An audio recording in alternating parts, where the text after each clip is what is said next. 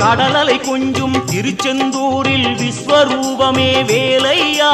பழமுதி சோலை அறுபடை வீடும் புண்ணிய தரிசனம் முருகையா திருநீர் அணிந்து வரும் போது நெஞ்சில் நிம்மதி பிறக்குது கந்தையா சுகனே சிவனார் மகனே உன்னை பாட பாட சுகமாகுதையா வேல் முருகா அரோகரா அரோகரா வேல் முருகா